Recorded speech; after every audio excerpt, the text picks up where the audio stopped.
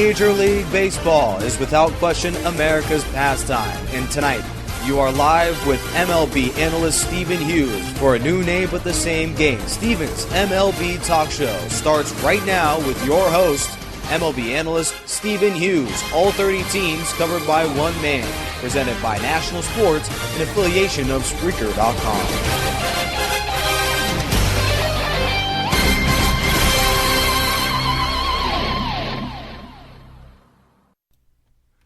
Hello, ladies and gentlemen. Welcome to Stephen's MLB Talk Show. I'm your host, Stephen Hughes. Today on the show, I got two guests on that are going to step up to the plate. First, MLB analyst and president of the National Sports Radio Station, Robert Dieters, will be talking about the results of the Hall of Fame election and what to expect next year on the ballot. Also, I got MLB analyst Miles Walker, and me and him, we're going to examine the new New York Yankees and what they have to offer next season, the tough American League East. All that and more will be coming on down to Stephen's MLB Talk Show here on the National Sports Radio Station, presented by Spreaker.com. Be heard.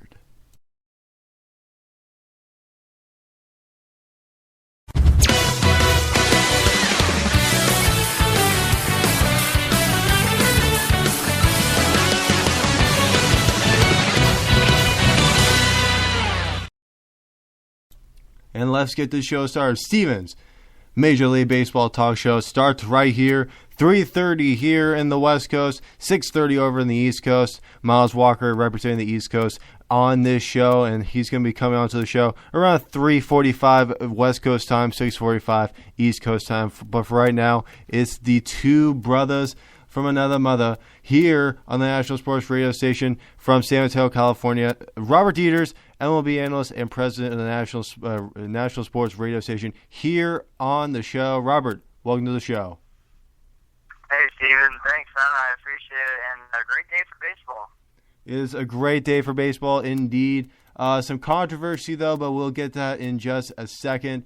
But let's start with the results of the Baseball Hall of Fame voting, as Greg Maddux, Tom Glavine, and Frank Thomas have been elected to the baseball's Hall of Fame, along with the three other managers that were elected earlier a little while ago, in Bobby Cox, Tony La Russa, and Joe Torre. Those three are also going to the Hall of Fame with the three that were voted on today.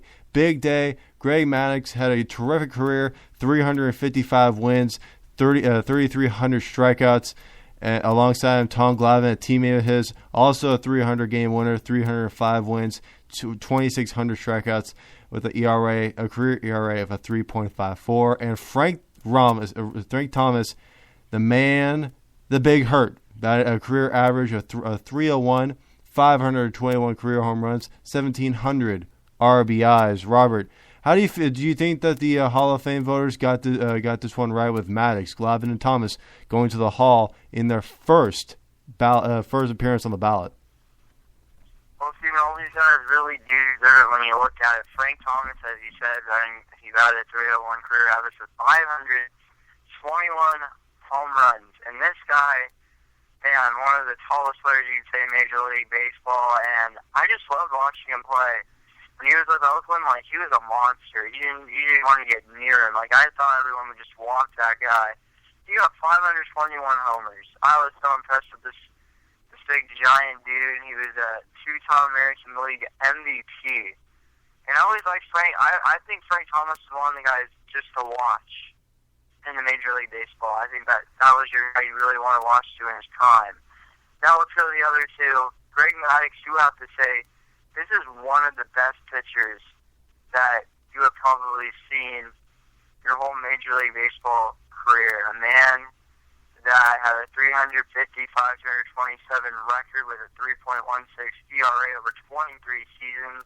Maddux won 4 consecutive Cy Young Awards from 1992 to 1995, and a record 18 Gold Gloves with the Chicago Cubs, Atlanta Braves, and the Los Angeles Dodgers, and San Diego Padres. An 8-time All-Star. He won at least 13 games in 20 straight seasons. That is pretty amazing. A man that I enjoyed to watch, part of the Atlanta Braves rotation, and also his partner, Tom Glavine, got his shot and got into the Hall of Fame, a 10-time All-Star, two-time Cy Young Award window was 305-203 over 22 seasons was his record.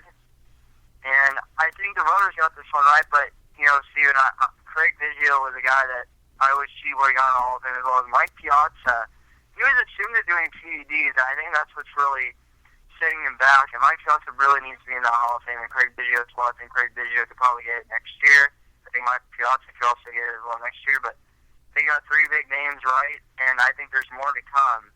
But, Steven, there's also some guys that have been going down in voting, and two big ones I want to say are Roger Clemens and Barry Bonds.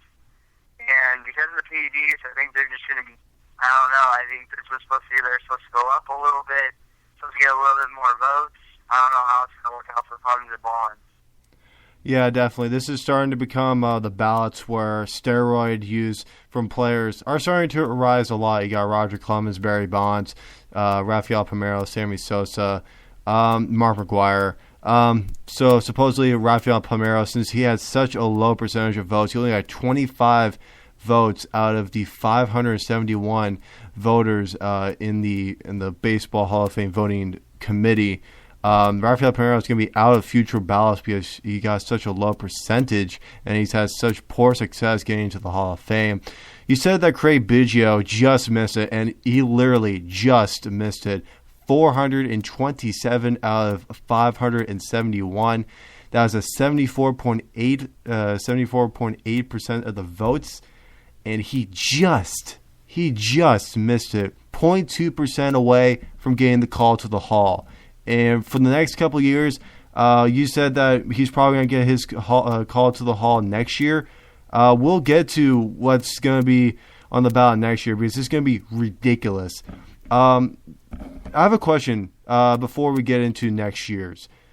Roger, like you said, Roger Clemens and Barry Bonds, probably the covermen of the steroid era and how they took full use of steroids and making one hell of a career with Barry Bonds breaking the home run record and Roger Clemens winning Cy Young after Cy Young after strikeout title after strikeout title.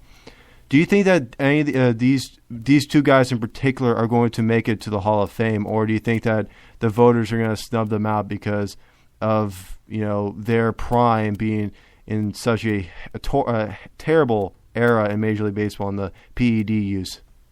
There's certain opinions from different people, and some people have their own opinion and take about the voters are assuming I think PED use is wrong and they shouldn't deserve to be in the Hall of Fame. But when you look at it, I heard Barry Larkin over on ESPN and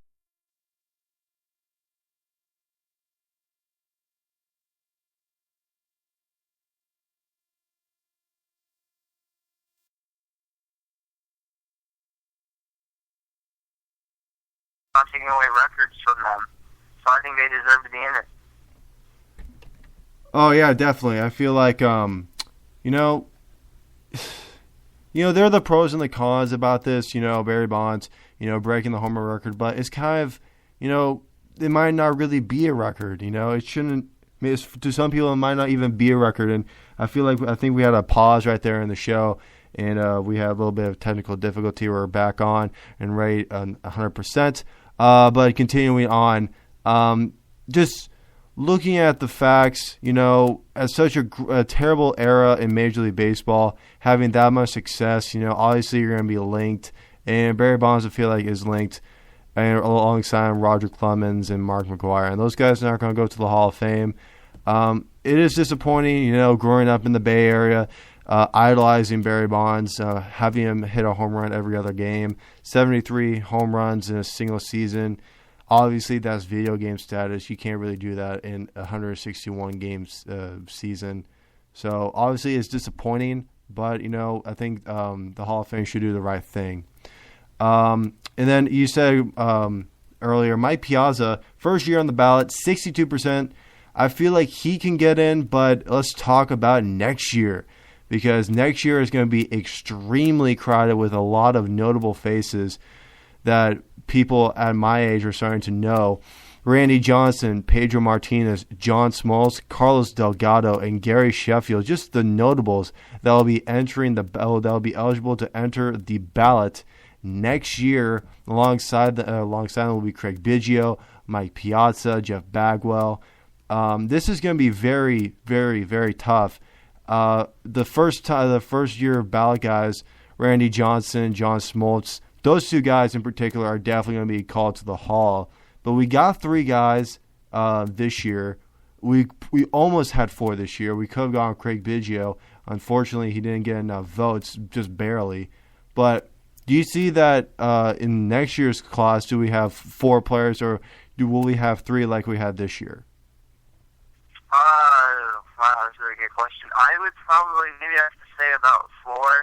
I think you have Mike Piazza, Craig Biggio. I think I see Randy Johnson getting in there, or John Smoltz. John Smoltz, I believe, is one of their greatest pitchers as well. I mean, especially being a part of the Braves. You know, like the Braves just have too much Hall of Famers to count for, but Randy Johnson, one of the best hitters for the Diamondbacks, have won a couple of World Series and actually played a year with the Giants. So I really want to see him in there. I see John Smoltz making it. I see Craig Biggio and Mike Piazza making it. So I think I see 4 next year. Yeah, definitely a lot of notable faces. Just quick stats: Randy Johnson is just another 300 game winner. Lefty ended his career against with the Giants and won his 300th game with the Giants. Pedro Martinez last played with the Phillies, 219 wins, only 100 lost games with a career ERA of a 2.93 with 3,100 strikeouts. John Smoltz, just all over the place, 213 wins, triple-digit number of saves. And Carlos Delgado, unfortunately, I can see him linked with the steroids. He did have 473 home runs, though, to count with his 1,500 RBIs and 280 career batting average. And Gary Sheffield, maybe he gets in 500 home run hitter, 509 in his career. He had a career batting average of 292 and 1,600 RBIs. So, and maybe I can make my own prediction for next year. So I said Randy Johnson and John Smoltz definitely in. I'm gonna go with Craig Biggio and I'm gonna go with Mike Piazza. I feel like Pedro Martinez, Carlos Delgado, and Gary Sheffield, they can wait probably a couple of years to finally get in. But the one disappointment I'll come out with, the Hall of Fame voting this year is Jack Morris. Unfortunately, in his 15th and final appearance on the writers' ballot, he falls 78 votes short of getting the call to the Hall. He's probably the most deserving recipient of going to the Hall of Fame from the class of 1990s. He retired. I'm thinking 20 years ago. He retired in 1994. Yeah. Then his first appearance on the ballot in 1999. His 15th appearance right now is in 2014. So just do the math, and right there. So hopefully, sooner or later, probably the next committee that votes on the guys. Ron Santo was another guy that didn't get the call to the Hall from the writers, and then he got it unfortunately after he passed away. He's former third baseman for the Cubs. Hopefully, Jack Morris gets that when he's alive because it's he's very deserving of getting that call to the Hall to Cooperstown, New York. And actually, let's give a little fact before we go on to our next topic before you get to go, Robert. The record for the highest percentage of votes to get into the Hall of Fame by a single individual, Tom Seaver had 98.84% of the vote, so that was the easy call to the Hall. We talk about Greg Maddux. He got 555 votes out of 571. Translated into 97% of the vote, so he's off by about 1.5%.